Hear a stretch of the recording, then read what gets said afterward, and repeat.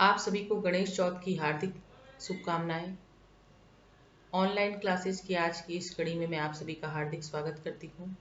हम तत्पुरुष समास के बारे में पढ़ रहे हैं और आज की इस तत्पुरुष माला का मोती है पंचमी वैदिकरण तत्पुरुष समास। इसके तहत हम दो सूत्रों के विषय में जानकारी प्राप्त करेंगे, पंचमी भयेन और स्तोकांतिक दूरात कृच्छ्राणि कतेन। इसी क्रम में सबसे पहले हम पंचमी भयेन सूत्र को जानेंगे। इस सूत्र के अनुसार पंचम्यंत सुबंत का भय प्राकृतिक सुबंतों के साथ समास होता है विकल्प से, और वह समास तत्पुरुष संज्ञक होता है, जैसे चोर भयम। सूत्र में दिए गए भयेन पद का यहाँ पर तात्पर्य भय शब्द ही है, भयवाचक शब्द नहीं है। अर्थात इसमें भय के पर्यायवाची शब्दों का प्रयोग होगा तो समास नहीं होगा, जैसे चोरात त्रासह, इसमें समास नहीं होगा।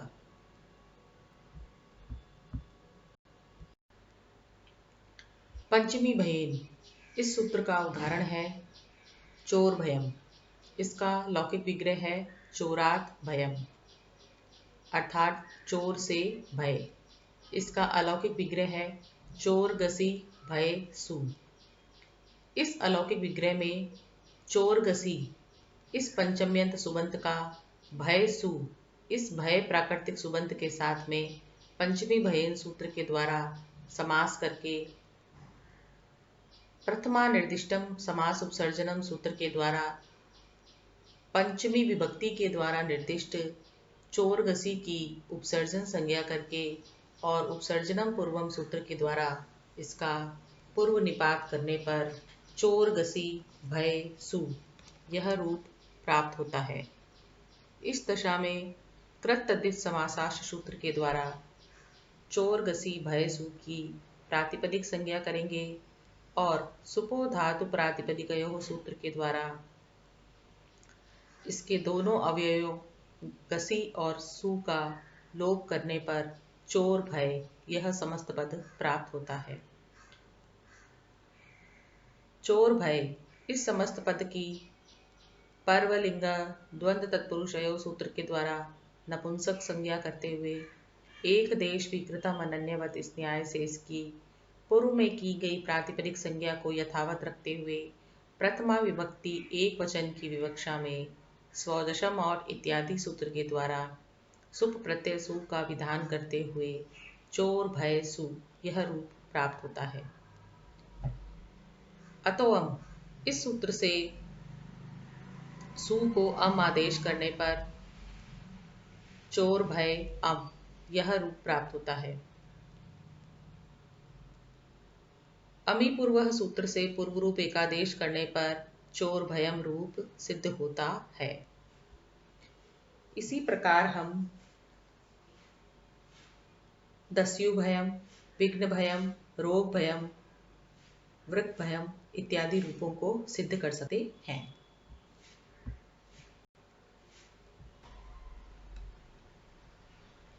पंचमी तत्पुरुष समास विधान करने का अन्य सूत्र है स्तोकांतिक दूरार्थ कृच्छ्राणि कतेन। इस सूत्र का तात्पर्य है स्तोकार्थक, अंतिकार्थक, दूरार्थक शब्द और कृच्छ शब्द ये पंचम्यंत सुबंत कतांत प्राकृतिक सुबंत के साथ विकल्प से समास को प्राप्त होते हैं और वह समास तत्पुरुष संज्ञक होता है। यहाँ पर स्तोकार्थक, अंतिकार्थक और दूरार्थक इन तीनों पदों से तात्पर्य स्तोक, अंतिक और दूर इन शब्दों से भी है और इनके वाचक शब्दों से भी है, परंतु कृच्छ शब्द से यहाँ पर अभिप्राय मात्र कृच्छ शब्द से ही है, इनके वाचक से अभिप्राय नहीं है।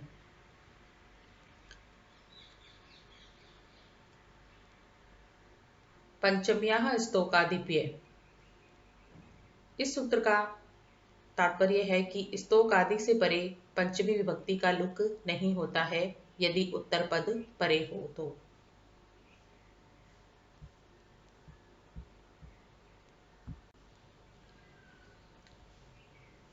स्तोकांतिक दूरार्थ कृच्छ्राणि कतेन सूत्र का उदाहरण है स्तोकान मुक्तः। इसका लौकिक विग्रह है स्तोकाद मुक्तः, अर्थात थोड़े से छूटा हुआ। इसका अलौकिक विग्रह है स्तोक गसी मुक्त सु। यहाँ स्तोक गसी यह पंचम्यंत सुबंत है और इसका कत प्रत्यांत पद मुक्त सु के साथ में स्तोकांतिक दूरार्थ कृच्छ्राणि कतेन सूत्र से समास करके प्रथमा निर्दिष्टम समास उपसर्जनम सूत्र के द्वारा पंचम्यंत सुबंत स्तोक गसी का उपसर्जन संज्ञा करके और उपसर्जनम पूर्वम सूत्र के द्वारा उसका पूर्व निपात करने पर स्तोक गसी मुक्त सु यह रूप प्राप्त होता है। इस समूचे समुदाय की कृत तद्धित समासाश्च सूत्र से प्रातिपदिक संज्ञा करके और सुपो धातु प्रातिपदिकयोः सूत्र से इसका शुभ लुक प्राप्त होता है, परंतु पंचम्याः स्तोकादिभ्यः सूत्र के द्वारा पंचमी के शुभ का लुक निषेध हो जाता है, परंतु जो सु है उसका लुक इस सूत्र के अनुसार यथावत हो जाता है। अर्थात स्तोक के साथ जो अवयव गसी है इसका तो पंचम्याः स्तोकादिभ्य से लोप नहीं होगा, परंतु मुक्त के साथ जो अवयव सु है उसका सुपो धातु प्रातिपदिकयों से लोप हो जाएगा, तो स्तोक गसी मुक्त यह रूप प्राप्त होगा। इस दशा में टांग गसिंग गसा मीनात्स्याः सूत्र से गसी को आत आदेश करने पर स्तोक आत मुक्त यह रूप प्राप्त होता है। स्तोक और आत में अकह सवर्ण दीर्घ से सवर्ण दीर्घ करने पर स्तोकात मुक्त यह रूप प्राप्त होता है। इस दशा में झलाम जशोअंते सूत्र से त को जशत्व द आदेश करने पर स्तोकाद मुक्त यह रूप प्राप्त होता है। यरो नुनासिके नुनासिको वह सूत्र से द को वैकल्पिक न करने पर दो प्रकार के रूप सिद्ध होते हैं, स्तोकाद मुक्त और स्तोकान मुक्तः। इस दशा में एक देश विकृत न्याय से पूर्व में की गई प्रातिपदिक संज्ञा को यथावत रखते हुए प्रथमा विभक्ति एक वचन की विवक्षा में स्वजशम और इत्यादि सूत्र के द्वारा सुख प्रत्यय सु का विधान करते हुए स सजुषो रू से स को रुत्व और खरवसानयो विसर्जनीय सूत्र से अवसान के र को विसर्ग आदेश करने पर स्तोकाद मुक्तः और स्तोकान मुक्त यह रूप प्राप्त होता है।